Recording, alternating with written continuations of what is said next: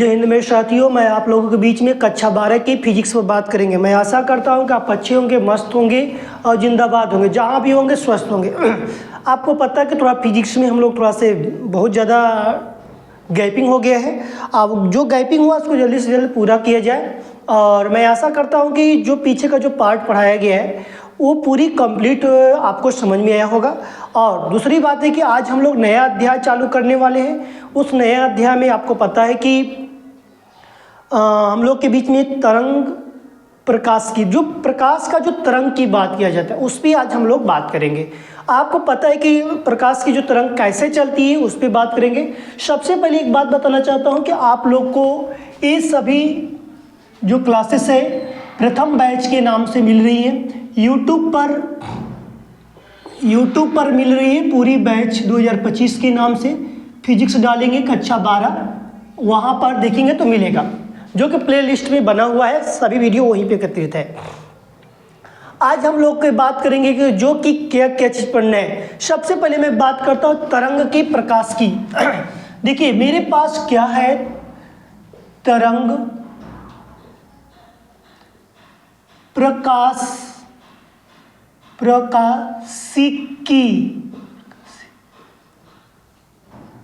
प्रकाशिकी, ठीक है। तरंग प्रकाश की मतलब तरंग जो होता है क्या प्रकाश के रूप में बात किया जाता है। तो हम लोग सिंपल सा नाम जानेंगे तरंग, जो प्रकाश का तरंग, सिंपल से बात जानेंगे। इसमें क्या क्या पॉइंट पढ़ना है।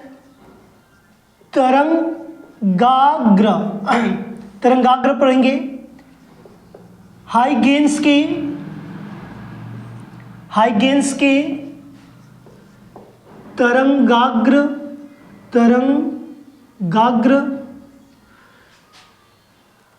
के सिद्धांत पढ़ेंगे। फिर हाइगेन्स साहब से रिलेटेड 2 पॉइंट और पढ़ेंगे। पहले पॉइंट, दूसरे पॉइंट। पहले में मान लीजिए हम पढ़ लिया अपवर्तन, तो दूसरे में पढ़ेंगे परावर्तन, ठीक। पहला हो गया, दूसरा हो गया। तीसरे पॉइंट की यदि मैं बात करता हूं तो प्रकाश का पथ या प्रकाश की दिया रहेगा, प्रकाशिक पथ। बस देखिए इसमें हमको इतना ही पढ़ना है। जैसे तरंग की बात करें तो अब इसी के अंतर्गत व्यतिकरण पढ़ना है, विवर्तन पढ़ना है और ध्रुवण पढ़ना भी है। अब इसी में हट गया तो व्यतिकरण पढ़ेंगे, विवर्तन पढ़ेंगे और ध्रुवण, प्रकाश का ध्रुवण।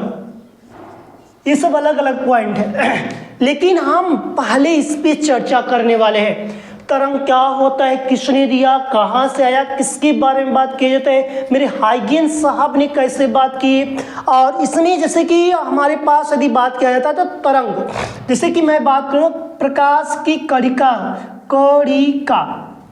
प्रकाश के कणिका का सिद्धांत की बात किया जाए किसने दिया, तो न्यूटन ने दिया था, जो कि न्यूटन का बहुत बड़ा योगदान देखा जाता है।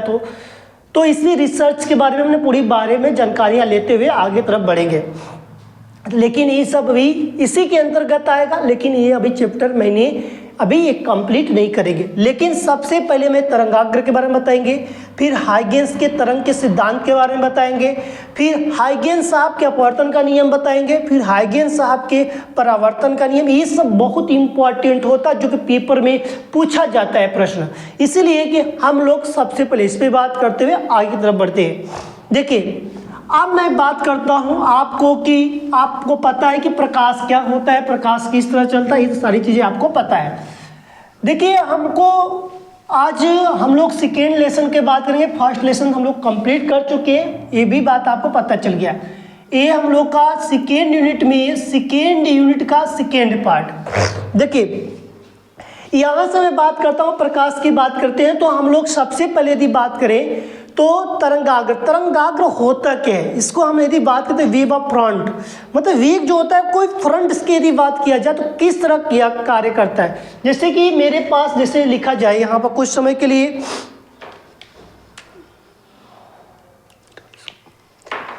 सबसे पहले मैं लिखता हूं तरंगाग्र। कोई पूछता है तरंगाग्र, जिसको बोलते हैं वेग ये होते हैं ना वेव फ्रंट, FRONT फ्रंट।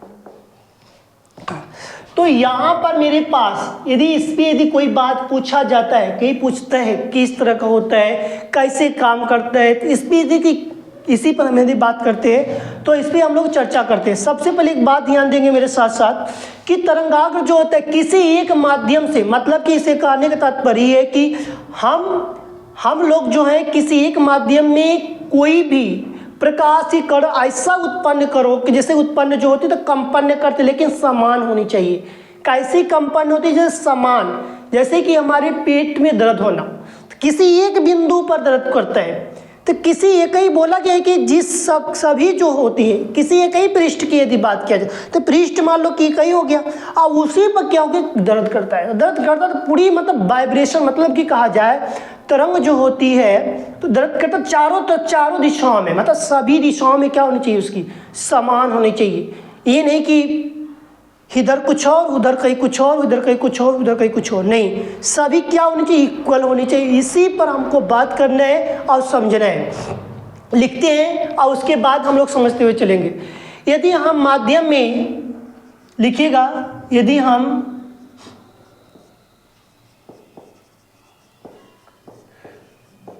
माध्यम में कोई ऐसा पृष्ठ, कोई ऐसा पृष्ठ जिसको सरफेस बोला जाता है, SURFACE, ठीक, सरफेस बोला जाता है। खींचे की पृष्ठ, खींचे की जिसमें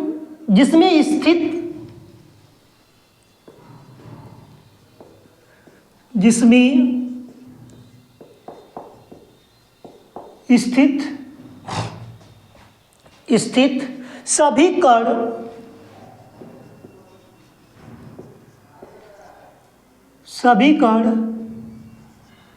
कंपन की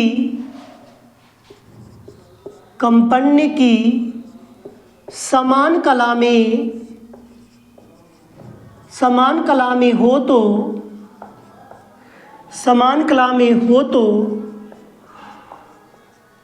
उस पृष्ठ को या उस पृष्ठ को तरंगाग्र कहते हैं, तरंगाग्र कहते हैं।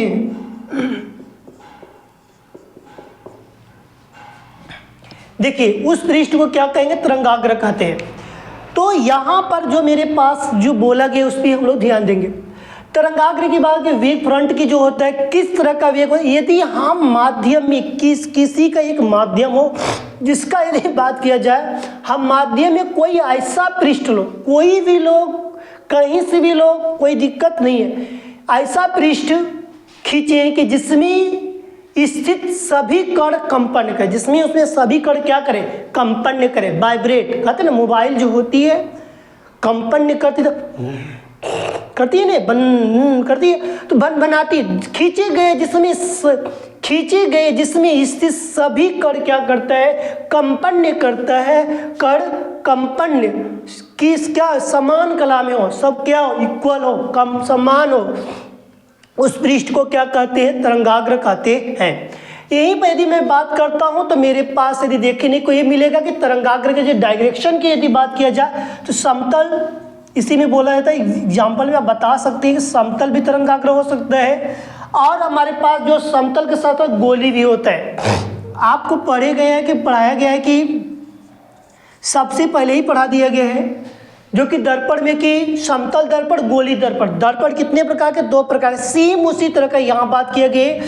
तरंगाग्र कितने भाग में डिवाइड किया गया, यहाँ पर समतल तरंगाग्र और गोली तरंगाग्र। समतल में यदि बात किया गया तो समान की बात की स्थिति जो क्या इक्वल हो, जैसे कि समतल में मिरर में जाए इस तरह जाए, एक दूसरे को प्रच्छेदित ना करें, इसी को हम लोग क्या कहते हैं, समतल की बात करते हैं। इसमें क्या करते हैं हम लोग, समतल की बात करते हैं। इसमें हम लोग क्या करेंगे, इसका डायरेक्शन की यदि बात किया जाए तो इस तरह का डायरेक्शन आता है। गोली जो होता है, गोली का कहते हैं एक ही बिंदु से यदि मेरे पास देखा जाए तो एक ही बिंदु से क्या करती है, फोकस पड़ती है कि नहीं, ऐसी बात किया जाता है। तो यहाँ पर देखो दोनों में क्या है, डायरेक्शन अलग अलग है कि नहीं।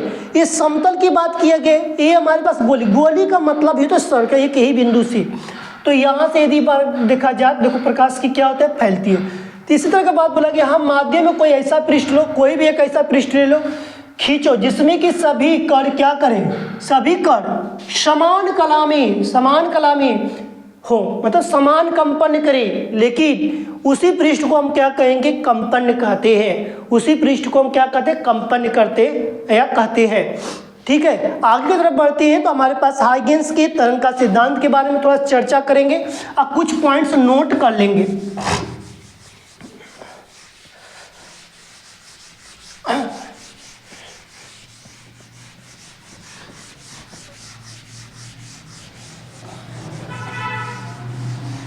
देखिए मेरे पास यदि मैं बात करता हूं तो मेरे साथ साथ नोट कर लीजिएगा, क्योंकि इसको एग्जामिनर्स और एमसीक्यू में प्रश्न पूछे जाते हैं इस तरह के, कि हाइगेंस के सिद्धांत के बारे में, हाइगेंस का सिद्धांत के यदि बारे में देखा जाए तो प्रकाश की तरंग के सिद्धांत जो है सर्वप्रथम हाईलैंड के जो वैज्ञानिक जो कौन था, तो आप बोलेंगे कि हाइगेंस साहब थे।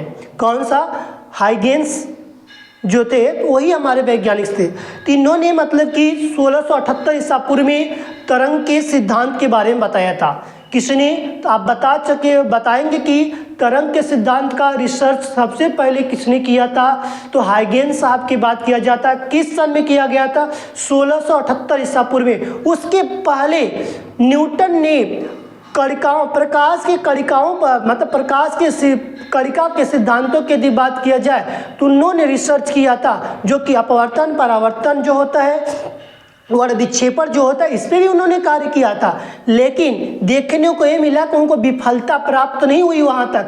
लेकिन जैसे ही उन्होंने व्यतिकरण, विवर्तन और ध्रुवण पर जैसे ही काम किया तो उन्होंने सफल नहीं हो पाए। किसने, न्यूटन। हमारे जो वैज्ञानिक हैं, जो सर आइजैक न्यूटन जो साहब थे, इन्होंने उस समय उनको सफलता उस पर नहीं मिली। किस पे नहीं मिली, तो आप बता सकते हैं कि आपको कि व्यतिकरण, विवर्तन, ध्रुवण, ये तीनों जो है, जो कि न्यूटन साहब इस पे अपना कार्य अच्छे से सफल नहीं हुए। लेकिन ये बाद में सफल हुआ, लेकिन उस समय नहीं हुआ। 3 साल बाद 1678 ईसा पूर्व में, मतलब 75 में देखा जाए, 1675 ईसा पूर्व में न्यूटन ने कणिका के सिद्धांत का खोज किया था, जो कि आप नोट कर सकते हैं। यहाँ पर कोई पूछ लेगा कि कणिका के सिद्धांत के बारे में, यदि कणिका, यही बात होती, कणिका सिद्धांत, ठीक है। यदि कणिका के सिद्धांत के बारे में कोई पूछता है किसने दिया था, तो आप बताएंगे अच्छे से कि न्यूटन ने दिया था। किसने दिया था, न्यूटन ने दिया था। सर आइजैक न्यूटन, जो कि इनका नाम क्या है, सर आइजैक न्यूटन था, जो कि कणिका के सिद्धांत के बारे में दिए थे। इसी के साथ साथ इन्होंने अपने विचार के अनुसार, अपने विचारों के अनुसार किस सन में दिए थे।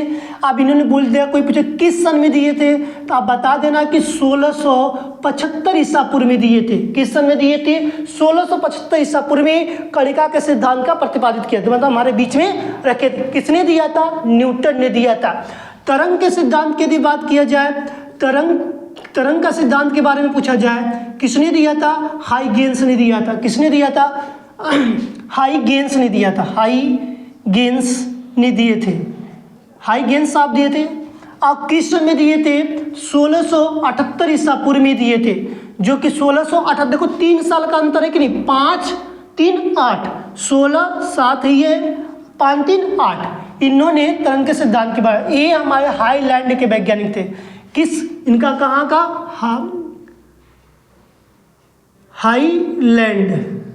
हाईलैंड जो होता है, वहाँ के हमारे रहने वाले जो वैज्ञानिक जो थे, इन्होंने रिसर्च किया था। ठीक है, हाईलैंड के जो वैज्ञानिक थे, तो इन्होंने मतलब कि रिसर्च का हमारे बीच में बहुत से सारी बातें के बारे में उल्लेख किए थे, जो कि बताया गया है कि हमारे बीच में कि अत्यंत उनको समस्याएं भी हुई। न्यूटन साहब ऐसा थोड़ा नहीं कि तुरंत आए, तुरंत इस सारी चीज़ों को हमारे बीच में लाकर रख दी, नहीं, उनको बहुत सी समस्याओं का सामना करना पड़ा। जैसे कि उनको लगा कि हमको दिक्कत और परेशानियां हो सकती है। इसीलिए कहा गया हाइगेंस के अनुसार देखा जाता है, हाइगेंस ने बताए कि जो भी तरंग होगा, मतलब इन्होंने ये नहीं बताया कि तरंग का सिद्धांत, तरंग यही बताया उन्होंने कि तरंग का जो होता है, जो उत्पन्न होता है वो सभी दिशाओं में समान उत्पन्न होता है। इसीलिए उन्होंने तरंग के परिभाषा नहीं कहा कि कंपन, जहां पर कंपन की कलाएं बोला गया, कण सभी कण बोला गया था, सभी जो बोला गया सभी कण कंपन समान कला में हो तो तभी तरंगाग्र होगा, मतलब कि सभी इक्वल होना चाहिए, नहीं इक्वल होगा तो वहां पर कार्य नहीं हो सकता है। तो इसीलिए प्रकाश का तरंग के रूप में चलती है, इसीलिए कहा गया कि प्रकाश ज्योति तरंग के रूप में चलती है और इसका जो स्रोत से निकलता रहता है, उसी के स्रोत से निकलता रहता है। रेशा जो होती है तरंग के रूप में निकल, ऐसे गर्मी का दिन आ गया तो निकलेगा, जाहिर सी बात है। इसी प्रकार न्यूटन की बात बोला जाएगा, ते बता देना, और हाइगेंस साहब के बारे में पूछा जाएगा, ते बता देना। दोनों आपके बीच में यहाँ पर उपस्थित है। अब इसमें न्यूटन के बात किया जाएगा कि इन्होंने किस पे रिसर्च किया था, तो आप बता देना। न्यूटन साहब ने हमारे पास अपवर्तन, परावर्तन, इसी तरह का हमारे पास जो वर्ण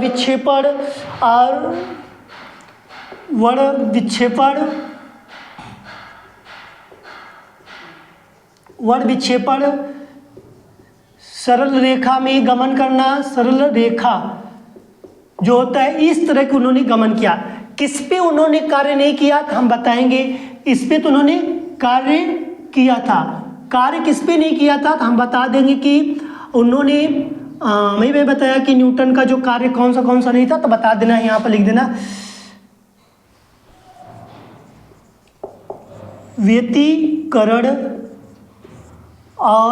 व्यतिकरण कामा विवर्तन कामा ध्रुवण। प्रकाश का जो ध्रुवण होता है ये 3 साल बाद, मतलब 3 साल बाद रिसर्च किया गया, मतलब 1678 ईसा पूर्व में इसी का रिसर्च किया गया। किसका? व्यतिकरण, विवर्तन, ध्रुवण, जो प्रकाश के बारे में जो बात करता है। इसको पूछा नहीं जाता है, मतलब एग्जामिनर पूछ देता है, एमसीक्यू में प्रश्न पूछ देता है। इसलिए हमने इस सारी चीज़ों को आप पूरा लिखवाया नहीं, मैंने सारी चीज़ों को एक जगह बताया है कि इस तरह का प्रश्न पूछा तो आप बता सकते हैं कि न्यूटन साहब किस पे काम किए। अपवर्तन, परावर्तन, वर्ण विक्षेपण, संरेखा पर बात किया जो गमन करने के बाद। हाइगेंस साहब की यदि बात किया जाए तो इन्होंने 1678 ईसा पूर्व में तरंग के सिद्धांत पर इन्होंने इस पर बात किया था। अब चलते हैं हमारे पास जो बात किया जाता है तो इसमें 1678 ईसा पूर्व में हाइगेंस के तरंग के सिद्धांत के अनुसार प्रकाश के तरंगों के रूप में संचित किया गया था। इसी के बारे में संचित किया बताया गया था, किसको? हाइगेंस के। ठीक है, अब नेक्स्ट की मैं बात करता हूं, किसके अनुसार? नेक्स्ट आप देखो, हाइगेंस के तरंग के सिद्धांत के बारे में बात करो, ये इंपॉर्टेंट है। ये लोग तो अभी हम लोग यहाँ से सीखे कि इस तरह का प्रश्न पूछा जाए तो आप बता सके, ये सब नॉर्मल है।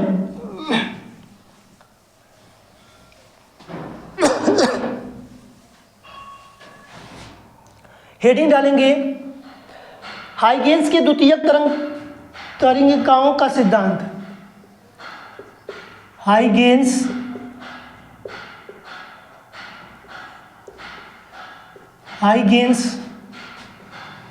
द्वितीयक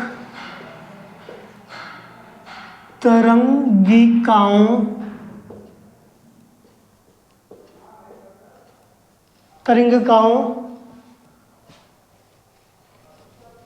का सिद्धांत।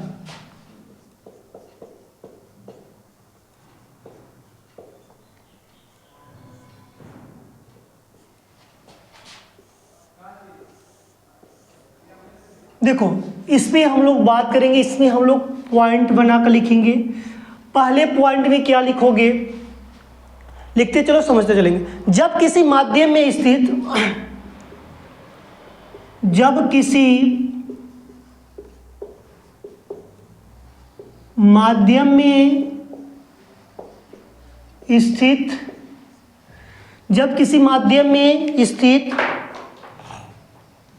तरंग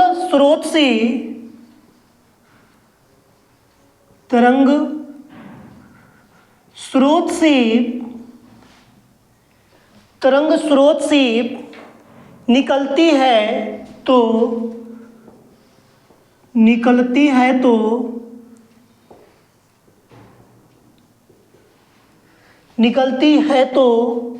स्रोत के चारों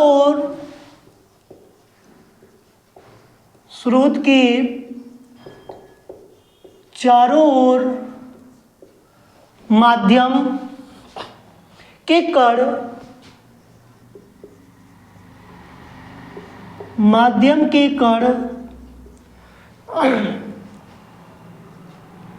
कंपन करने लगते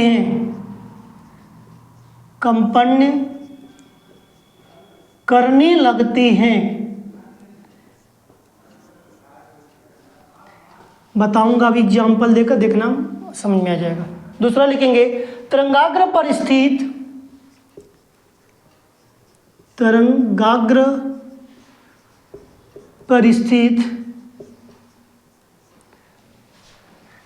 प्रत्येक माध्यम कण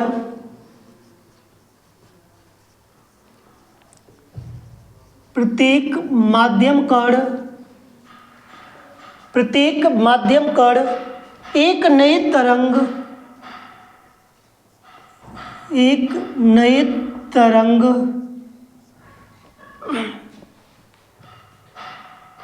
स्रोत का कार्य करता है।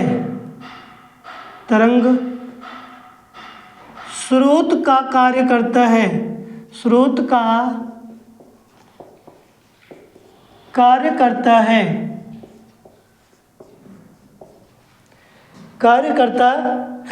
जिससे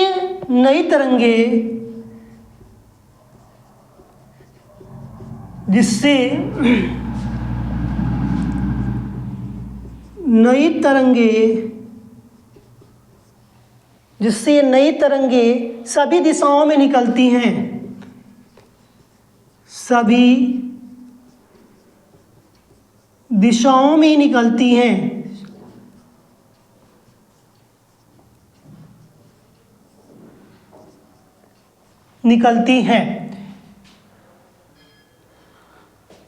देखिए पहले इतना देख लो तो फिर तीसरा देख लेंगे। देखो हमारे पास, लिख लेते तीसरा, लिख लो तीसरा, लिखने के बाद समझते हैं। यदि किसी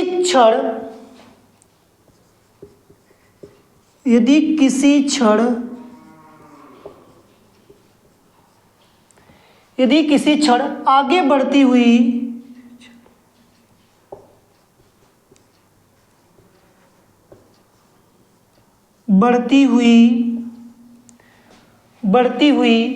इन द्वितीयक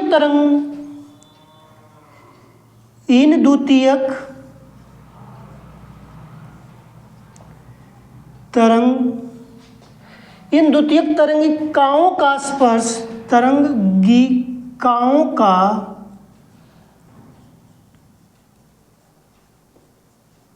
स्पर्श करता हुआ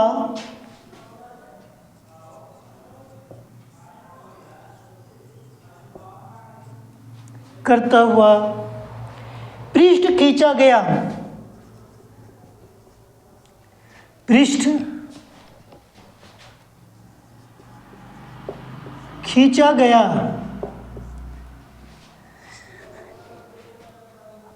अन्वालोप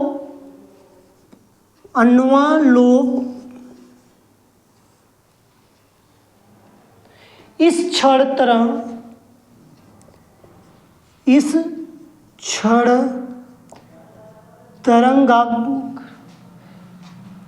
तरंगाग्र की नई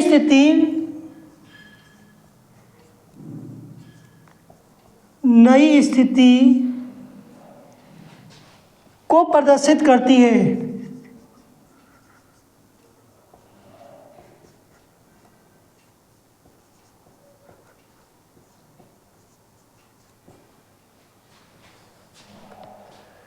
देखिए जब किसी माध्यम में, मतलब किसी भी माध्यम की यदि बात किया जाए, हमारे पास कहा गया किसी माध्यम में स्थित तरंग के से निकलता है।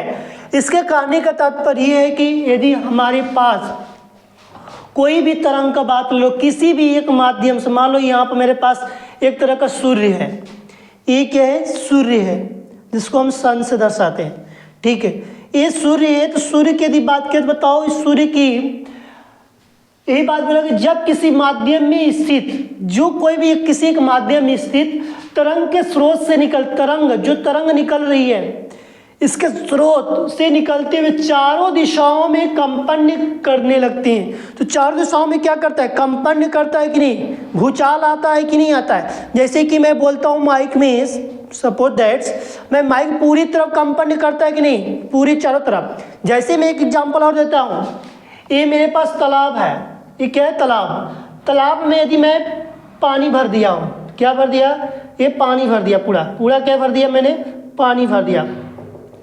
देखो मैं पानी भर दिया तालाब में, तो मैं चिब्बा होता है, चिब्बा खेलते कि नहीं, चिब्बा जैसे हम लोग चिब्बा खेलते हैं, चिब्बा का मारो, चिब्बा एक जगह छोड़ दो तो पानी में यदि छोड़ते तरंग के रूप में चारों दिशाओं में निकलती है। ये नहीं कि सिर्फ एक ही दिशा में, जैसे थप से कोई कूदता है पानी में, तो पानी का जो तरंग होता है तो चारों दिशाओं में क्या करता है, जाता है। जब तक जाता है तब तक का उसका अंतिम किनारा न आ जाए। तो यही बोला कि जब माध्यम में, किसी एक माध्यम में कहीं भी किसी जगह एक स्थित करो, तरंग के स्रोत से निकलती, तरंग के स्रोत से जब निकलता है, स्रोत क्या करता है, चारों तरफ क्या करता है, जाता है कि नहीं जाता है। इस तरह की यदि बात करें, चारों तरफ, यही बात बोला कि नहीं, चारों तरफ माध्यम के कण कंपन करने लगता है। तो चारों तरफ क्या करता है, कंपन करने लगता है। जैसे को हम लोग तरंग के रूप में, जैसे रस्सी बांधकर, देखो ध्वनि पड़े हैं कि नहीं, ध्वनि से रिलेटेड भी है। जैसे कि लू देखते हैं कि जैसे गर्मी का दिन आ गया, अब लू बहेगा, तो लू भी देखते हैं, तो लू चलता है कि नहीं चलता है, तो वहां भी तरंग निकलती है। अनेक प्रकार के स्थान से देख सकते हैं। ये जरूरी नहीं कि मैं एक ही जगह पर जैसे बोला वैसी तरह, वो नहीं, ऐसे कोई बात नहीं है। मोबाइल है, मोबाइल देखो भन करती कि नहीं, मक्खी भन करती कि नहीं, थरिया है, थाली है, गिर जाती है किचन में या घर में, तो मतलब साउंड करता नहीं, वाइब्रेट की आवाज आता है कि नहीं, तरंग के रूप में आती है कि नहीं। तो माध्यम में कण कंपन करने लगते, चारों तरफ कंपन करने लगते हैं। ये नहीं कि सिर्फ एक ही जगह, तो चारों तरफ कंपन करता है कि नहीं करता है। इस तरह की यहाँ बात कहा गया। तरंगाग्र पर स्थित प्रत्येक माध्यम कण, जो तरंग जो उत्पन्न होता है, पर तरंग पर जो बोला गया, प्रत्येक का मतलब एक की बात किया गया। माध्यम कण एक नए तरंग का स्रोत का कार्य करता है। जितनी तरफ चारों तरफ निकलेगा तो सोचना कि चारों तरफ का प्रत्येक कण एक नई तरंग का स्रोत की बात करता है, और जो कि नई तरंग की दिशाओं में निकलने लगता है। तो सभी का देखोगे तो कोई पहले खत्म होता है, कोई लास्ट में खत्म होता है, कोई एकदम बहुत लास्ट में खत्म होता है, कोई बहुत जल्दी खत्म हो जाता है। तो इस तरह का हमारे पास बात किया गया। यही बोला गया है कि तरंगाग्र पर स्थित, जो तरंग पर स्थित होता है, जो प्रत्येक के माध्यम का तरंग पर जो स्थित होता है, प्रत्येक माध्यम का जो कण होता है, एक नए तरंग के स्रोत, मतलब एक नया तरंग का स्रोत बनाता है। क्या बनाता है, एक नया तरंग का स्रोत बनाता रहता है, जिससे कि एक नई दिशाओं में निकलने लगता है। जो बनाएगा वही निकलेगा। जैसे आप पढ़ रहे हैं, एक तरह आपके अंदर भी क्या है, तरंग उत्पन्न हो रहा है। आज हमको इतना तैयार करना है, तो देखो तुम्हारे अंदर क्या हुआ, बॉडी में देखा जाए तो हर तरफ को एक तरंग, मतलब कहते ब्लड सर्कुलेशन काम करा तीव्र गति से। अब हमको करना है कुछ भी हो जाए, जैसे किसी को मारना है, गुस्सा कभी बढ़ता तो वो हाइपर होना, तो ब्लड, तो वही क्या होता, तरंग संचित होता। परेशान था, किसी एक माध्यम में था, लेकिन कब कोई मार जाते, गरमा के ततड़िया दिए। तो अलग अलग एग्जाम्पल है। यदि किसी क्षण, वहाँ कोई भी क्षण देखा जाए, आगे बढ़ती हुई इन द्वितीयक तरंगाओं को स्पर्श करता है। यदि कोई आगे तरंग बढ़ रही है तो उसको बोला कि कोई स्पर्श करता है, तो इस पृष्ठ से खींचा गया, उस पृष्ठ पर खींचा गया अवलोकन क्षण के तरंग की नई स्थितियां का प्रदर्शित करता है। जो खींचा जाता है उस पर नई चीजों का अवलोकन किया गया। यही बोला गया अन्यालोप की इस क्षण के तरंग की नई स्थिति में प्रदर्शित किया जाता है। तो वही नई दिशा में प्रदर्शित करने की यहाँ बात को दर्शाया गया। बताइए यहाँ तक समझ में आया कि नहीं आया। इसमें बस इतना ही लिखना है। इसमें यदि आता है पेपर में, इसमें इतना लिखना, और इसके अनुसार थोड़ा सा और लिखेंगे, माध्यम में तरंगा का संचरण, कैसे इसकी संरचना करते हैं, कैसे इसके बारे में हम समझिए। मैंने बताया सारी चीज, थाली गिर जाती है, सूर्य का प्रकाश होता है, पानी में थप से कोई गिर जाता है, जैसे सिक्का हुआ, मोबाइल हुआ, पानी जैसे कि टप में भरे जैसे हाथ धो रहे हैं, तो उसमें जैसे मोबाइल जब ऐसे गिर गई फट दे, तो वो क्या चारों तरफ उथल जाता है। तो इस सारी चीज़ों की बात यहाँ पर की गई है। ठीक है, तो आगे चले, कोई दिक्कत है नहीं, कोई प्रॉब्लम तो बताओ। ठीक है, आगे चलते हैं। ये सारी वीडियो तुम लोग को ना स्टूडेंट विद सूर्यकांत चैनल पर मिल जाएगा, और टेंशन मत लेना, क्योंकि वहाँ पर बहुत सा टॉपिक हम लोग पढ़ के रखे हुए हैं IC सेशन का, न्यू वाले का, इसे 2025 लिखा गया है।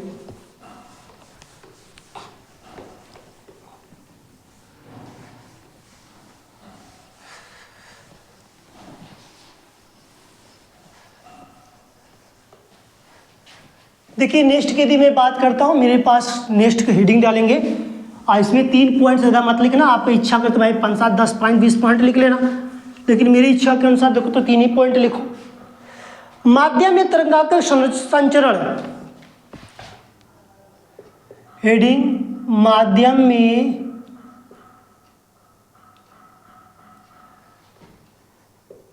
तरंगाग्र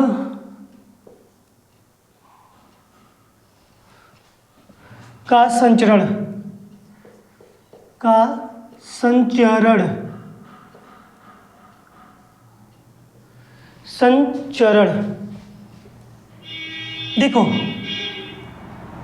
देखो माध्यम में तरंगाग्र का संचरण की यदि बात किया जाए तो कैसे संचरण किया जाता है। सबसे पहले हम इमेज बनाएंगे, इमेज के साथ काम करेंगे।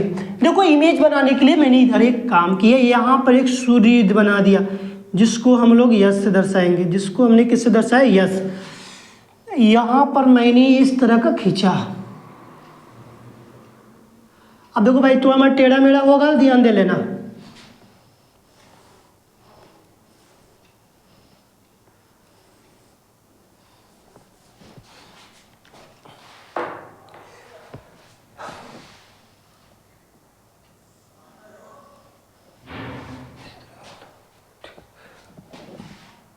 थोड़ा मोड़ा टेढ़ा होगा, ध्यान दे लेना। पहले मैं बता दे रहा हूँ, ये मत सोचना कि हमने बताया नहीं, हमने दर्शाया नहीं। ठीक है,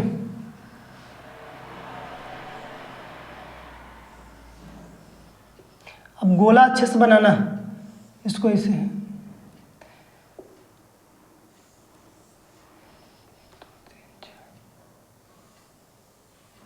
ठीक।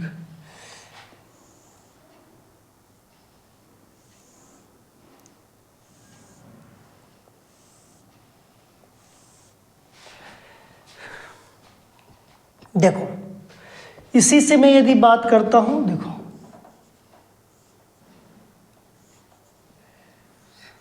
थोड़ा सा मेरा टेढ़ा है तो कैसे, लेकिन बना लेना अपने आप से। A B, A dash B dash, A double dash B double dash, A double dash A dash, यहाँ पर क्या था, ए डबल डैश, यहाँ पर बी डबल डैश, यहाँ बी, यहाँ पर बी लिख देना, खत्म। 1 2 3 4 5, 1 2 3 4 5। अब बताओ नंबर भी लिख लिया, आराम से क्लियर हुआ कि नहीं हुआ।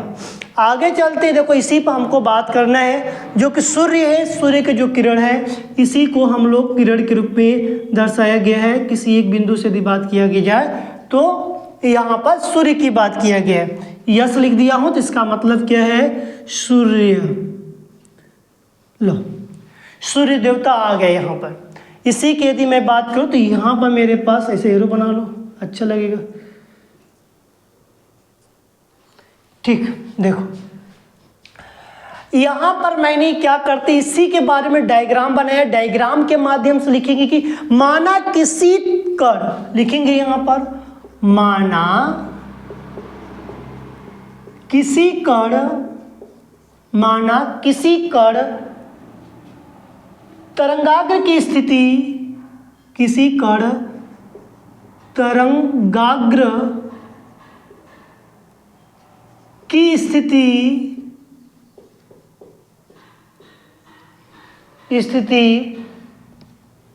AB है, ए बी है, किसी तरंगाग्र स्थिति ए और बी है, ये बोला गया। यदि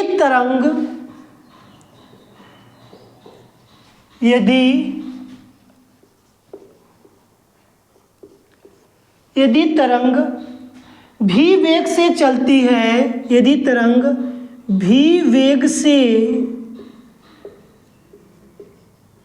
चलती है तो t समय में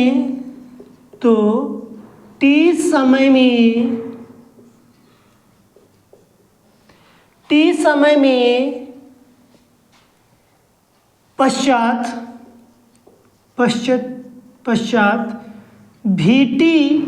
भी और t त्रिज्या के गोले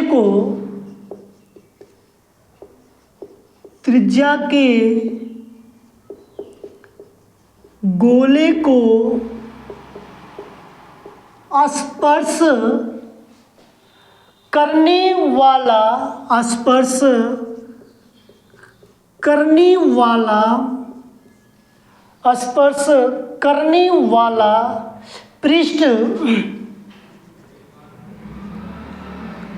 वाला पृष्ठ तरंगाग्र की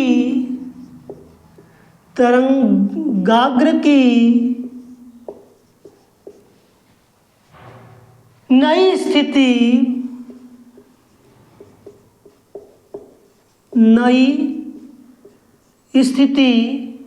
a डैश b डैश से प्रदर्शित करता है, a डैश b डैश से प्रदर्शित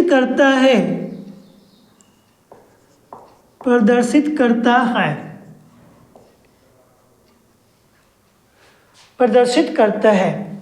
अगली लाइन से लिखना, हाइगेंस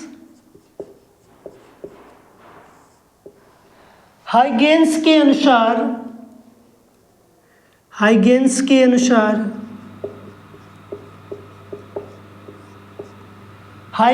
अनुसार इसका पीछे वाला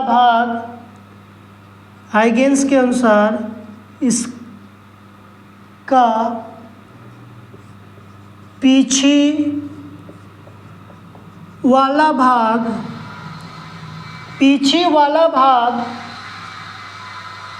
अग्रसित होने वाले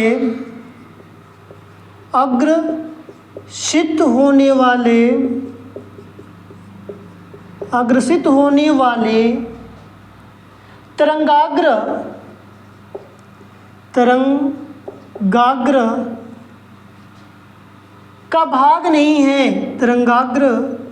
का भाग नहीं है,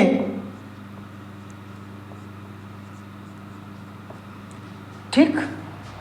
देख लो, अब इसी के बारे में हमको समझना है, बस ज़्यादा मैं नहीं लिखवाया। तो हम लोगों के जो बीच में जो कहा जाए,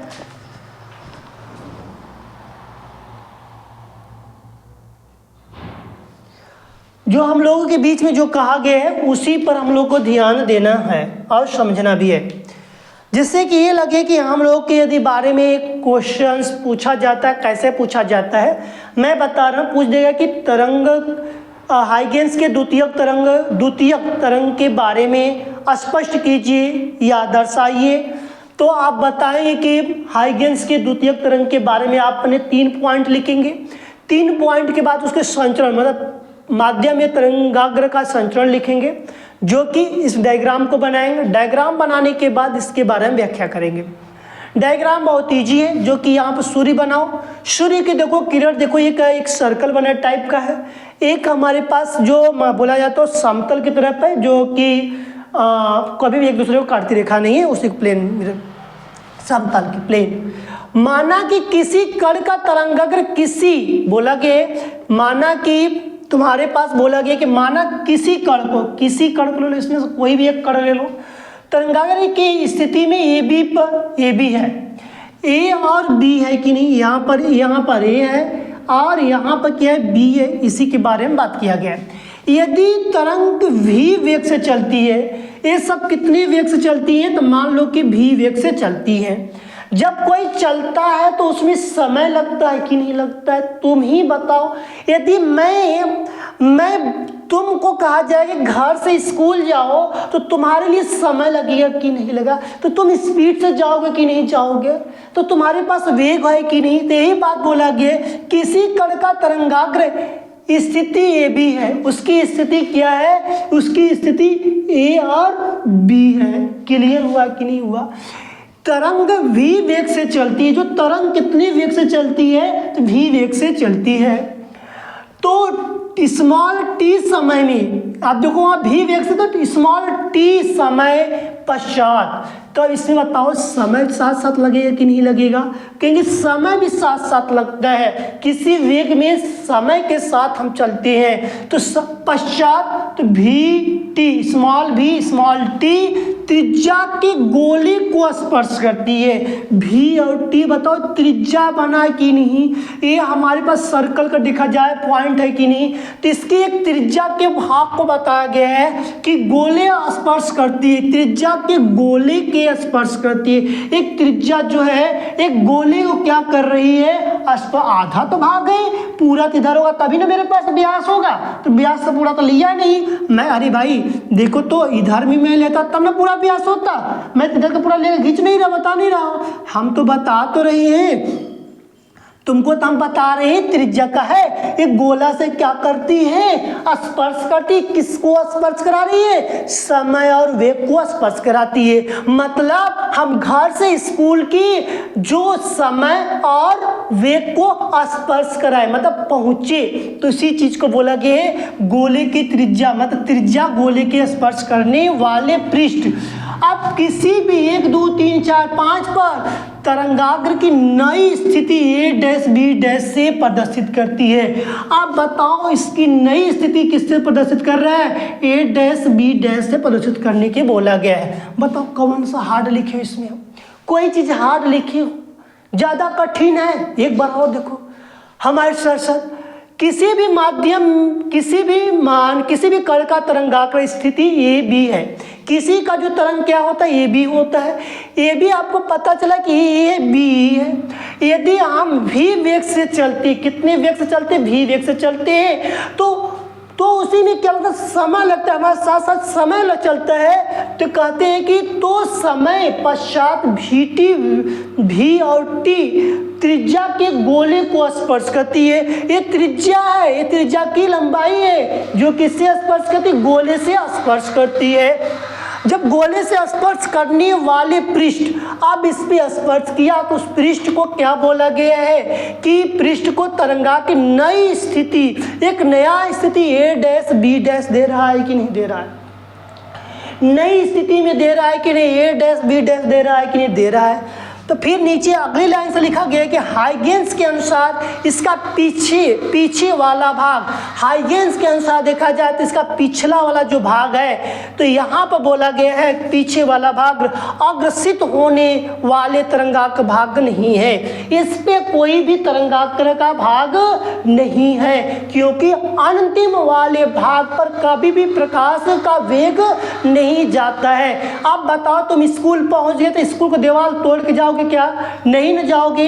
तो उसी तरह यहाँ पर हमारे पास बोला गया है कि हाइगेंस के अनुसार जो पीछे वाला जो भाग है, हाइगेंस के अनुसार पीछे वाला जो भाग है अग्रसित होने वाला तरंगाग्र भाग नहीं है। वो तरंग नहीं देने वाला भाग है, वो अग्रसित नहीं कर सकता है। यही बोला, अग्रसित होने वाले तरंग भाग नहीं है। तो इस तरह का जो बात दिया गया था तरंग के द्वितीयक सिद्धांत के बारे में, तो हम लोग द्वितीयक सिद्धांत के बारे में समझे अच्छे से, इसको बारे में हम लोग पढ़े। कल हम लोग का न्यू टॉपिक रहेगा परावर्तन, उसके बाद अपवर्तन। दोनों हम लोग परावर्तन या अपवर्तन दोनों पढ़ेंगे। फिर आपको पढ़ाया जाएगा प्रकाशीय पथ के बारे में बताया जाएगा, जो कि बस इससे ज़्यादा है नहीं टॉपिक। तो आपको ये टॉपिक समझ में आया होगा और इसको समझिएगा और अपने मित्रों को बताइए कि स्टूडेंट सूर्यकांत चैनल पर आपको फिजिक्स की क्लासेस मिल रही हैं। हमारे पास बहुत सी क्लासेस कंप्लीट हो चुकी है, उसमें कई पॉइंट पढ़ाया गया जो कि आप पीछे पढ़ेंगे तो आपको कंप्लीट हो जाएगा। ठीक है, अभी भी आपके पास समय है, अभी कुछ भी बिगड़ा नहीं है। यदि बिगाड़ना चाहेंगे तो बहुत कुछ बिगड़ सकता है। तो आप कोशिश करिएगा कि आपको अपने मित्रों को भी बताइए, उनको भी बताइए कि स्टूडेंट विद सूर्यकांत चैनल पर आएँ, आप पढ़ें। सिर्फ 1 सप्ताह पढ़ने के बाद हमको बताएं क्या चीज़ समझ में नहीं आया, कौन सा पॉइंट नहीं समझ में आया, फिर उसके बाद हम लोग फिर से उसको अच्छे से एक्सप्लेन करने का काम करेंगे।